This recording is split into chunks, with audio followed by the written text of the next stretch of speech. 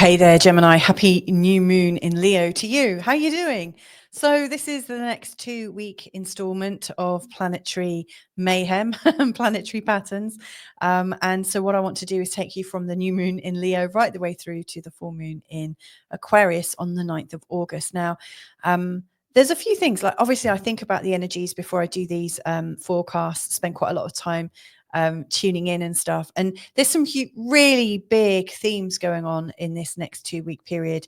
I really think that this is a time of inner renewal where there is the death of the false self, and this sense that we're sort of telling the truth to ourselves, even if it hurts. To me, it feels like there's a soul unmasking going on, sort of like really up close and personal right now. And of course, for you, your ruling planet Mercury is retrograde throughout this whole period. And so I think that also gives us some very big clues as to what's going on. And so I've got 3 questions that I really want to focus on whilst I go through this forecast with you. And that is, first of all, what truth am I remembering beneath the noise? So like, aside from all the distractions, what truth are you remembering about yourself? The second one, what part of me is returning stronger, softer, and wiser? And 3, where have I been hiding from myself? And what happens when I stop hiding? So these are 3, like, I think, killer questions to get to the bottom of, and I hope you like them too. So if you're new to this channel, hi, my name's Louisa Tannemunts and welcome to Feel Good Astrology. If you've been here before, thank you so much for coming back. I appreciate that. And as I bring my slides up, I just want to start off by saying a big thank you to everybody who supports this channel in all the different ways that you do. I really love and appreciate you. Thank you. So from new moon to full moon, what this means is we're in a waxing moon phase. We're going from the dark moon right the way through to the brightest moon going. And it takes 2 weeks. Halfway through, we get the first quarter point where it's equally as dark as it is light. And this is a growth moon phase because it appears like, as we look into the sky, it appears that the moon is getting bigger and bigger and bigger by the day. Of course it's not, but that's how it appears. And so around the time of the new moon, which is really powerful, and I'll show you what it looks like on your chart in a minute, but this new moon, new moons are all about new starts, a fresh sense of beginning, a fresh sense of opportunity. Maybe there's a remembrance of who you are, and so you start moving forwards with a new sense of, I think it's new, it's novel, this is fresh. And if there's something that you want to grow for yourself, an opportunity or something like that, it's the perfect time to align with this particular moon phase. The first week, you're still pretty much we're all pretty still, much in the darkness. And so it is a time when we really seek answers from ourselves. We go within rather than going outside. The illumination that we're getting in the second week is really coming from outside forces. And what I really notice about this is the more we go through this particular 2-week period, the more we get a sense of whether we're on track or not. Because if things start getting out of hand, if lots of new opportunities are flying in left, right, and center, and it's overwhelming, to me, that's an indication that you're around the time of the new moon, you maybe weren't so aligned to what is really being called out from your soul. What is your soul yearning for? I think when you have a really clear idea as to what is calling you and what you're trying to remember about yourself, what part of you is returning, I think then all of the growth that is coming in a really sort of measured and magical way that's easy to handle. So I always think that's a good way of knowing how on track you are according to what's going on at the time of the full moon. Now, if I have a look at this across the 2-week, across the diary, what I really notice is we've got 3 super strong dates. And funnily enough, they are the dates of the different parts of the moon phase. So we've got the new moon in Leo, the first quarter moon, where it's exactly half dark and half light, and then also the full moon, the day of the full moon. That's a really strong one. So why are these so strong, and why are they kind of related to each other? That would be because there is an ongoing Saturn and Neptune conjunction, and at the time of the new moon, the sun and moon are in a trine to both Saturn and Neptune. At the mid-quarter point, we've got Venus in a square to Saturn and Neptune, which is I think is going to catch our attention for sure. And then at the time of the full moon, Mars is exactly in an opposition to both Saturn and Neptune. So these are three really big days. And whatever Saturn and Neptune means to you in your chart is absolutely going to be reflected throughout this whole 2-week period. So I will focus on quite a lot. A lot to do with Saturn and Neptune. We've also got some other big motifs going on. So, for instance, the Sun is exactly in an opposition to Pluto. This happens once a year, every year. And, the Sun in opposition to Pluto, to me, is showing where we're our own worst enemy, where we're fighting against resistance. But often I think it's our own inner resistance. We've got a couple of really lovely things going on here. So for instance, we've got Venus in a sextile to Chiron. I think this is a day when and this is on the 28th of July, this is a day when healing conversations can really crop up, and when you might feel new ways to be supported. We've then got Venus going into Cancer on the 31st and Mars going into Libra on the 6th. So these are, I think, moments in time where we're stepping forwards a little bit more. Venus is much happier in the sign of Cancer than in the sign of Gemini. Mars is not really happy in the sign of Libra. However, Mars is absolutely in a very strong position around the time of the full moon, definitely making lots of very strong aspects. Let's also not forget your own ruling planet, which is Mercury. There's a cazimi on the 31st and into the 1st of August. It's an 8-hour cazimi. This is a window, a sort of moment in time where I think your brain, your processing powers will be super cool. If you're in North America and also in Australia, i.e. not in Central Europe and in this kind of UK time zone that I sit in, you should get to be awake during the Mercury cazimi period. It's really happening overnight for us, and so we might sort of blink and miss it, but yeah, that could be quite helpful to you.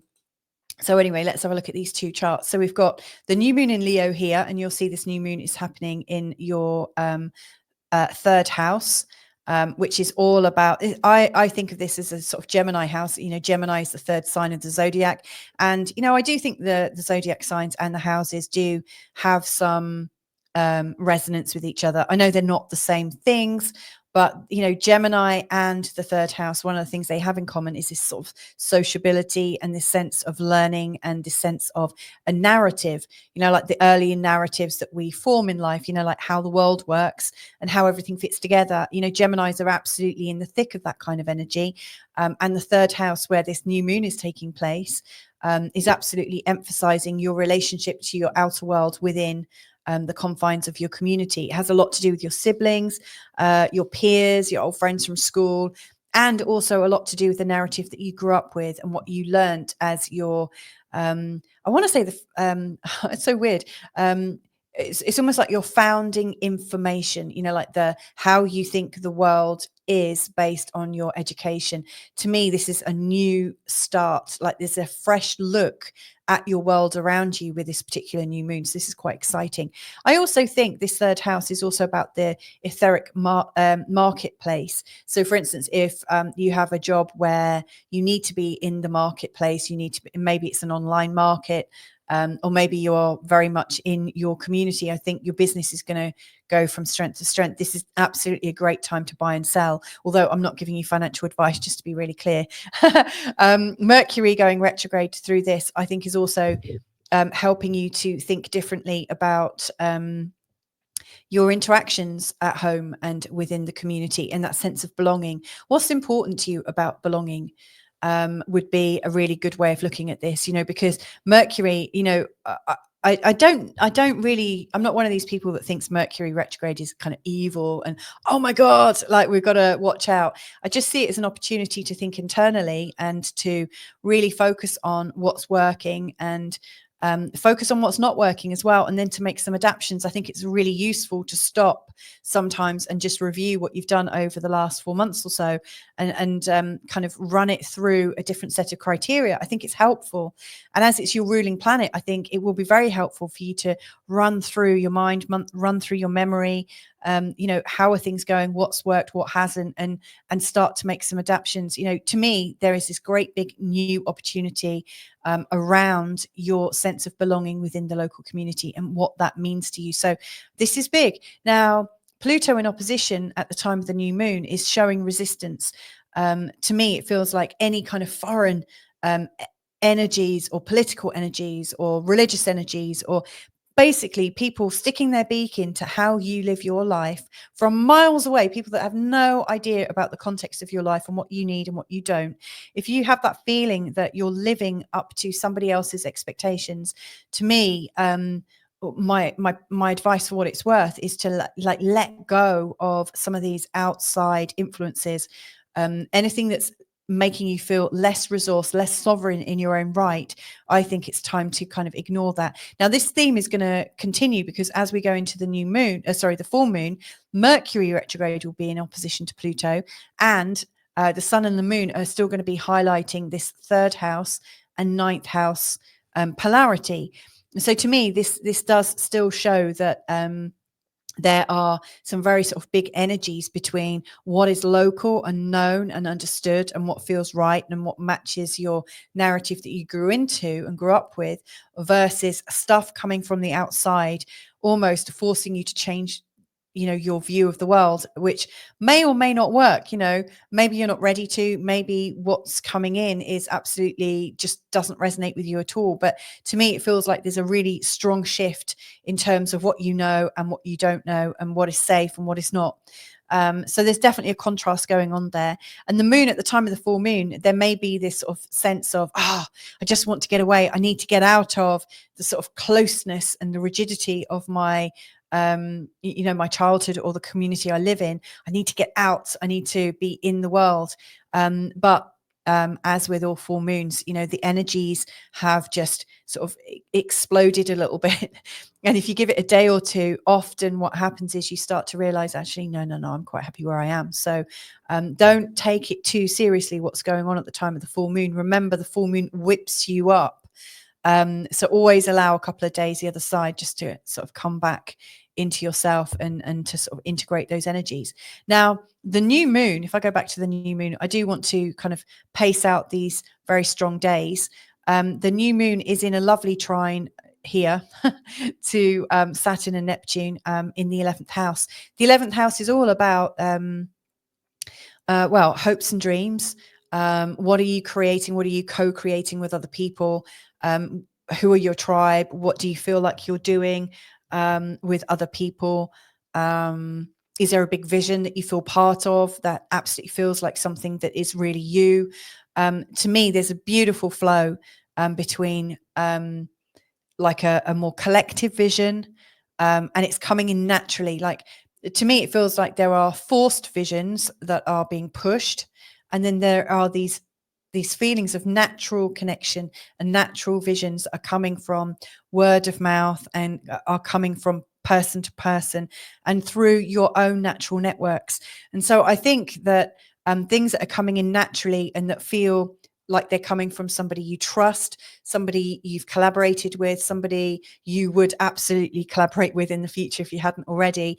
To me, that's worth so much more than what might be coming in from governments and agencies and bureaus of this, that, and the other. So I really think the importance of your local friends and your friends of friends of friends and known, like this feeling of what's known versus what's unknown, is really, really strong. Now, when we get to the first, and I don't have a chart for that, but if you look at Venus at the time of the new moon is here. And then by the time of the full moon, she's here. So I'm looking around the first, Venus is just here, tucked into the sign of Cancer. And she's in a square to Saturn and also a square to Neptune. She is also around that time. I don't know if she's actually still in her square with Mars. You can see she's in a square with Mars there. I'm guessing she probably is just coming out of it. But, Venus in a square, Venus is a planet of flow and compassion. And she's also very much about I would say well-being. And so when Venus comes into a square with Saturn or an opposition with Saturn, we often don't feel very well. We often don't rate ourselves. We often feel slightly out of sorts.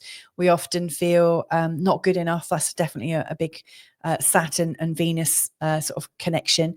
They don't work so well together. And so you may well feel a little bit cut off from support, and feel temporarily out of sorts. Venus in a square to Neptune is also, I think, suggesting, oh, be careful what you wish for, almost implying that things could be too good to be true. And you're not entirely sure what you can trust, what is in your flow and what's not. Again, a bit like what I said around the time of the full moon, give it a couple of days either side, for the energies to calm right down. I think Venus is moving quite fast at the moment, and soon after she is coming closer to Jupiter, and she will be moving towards a lovely trine with the North Node. And so what I would say with Venus, she's actually going to be in your second house. Jupiter's already there. They are implying this sense of ease at home, ease in sense of your work, ease in sense of the money that's coming in. That's why I said home, because obviously your homes run better when there's more money. But she both Venus and Jupiter in your second house, I think, is seen as being very fortuitous, because it's assisting you with a flow, and it's also assisting you with feeling that you deserve things. So whatever is going on around the first, I think by the time you get to the full moon, if you don't do anything to kind of mess it up, and I say that quite deliberately, because Venus and Jupiter together in the second house is really here to help you receive more. It's here to show you, whoa, you're a really cool person. You need to feel good about yourself. All you need to do now is open yourself, like be open to receiving. Jupiter and Venus in the second house, it clearly is asking you to kind of love yourself more and to open yourself up.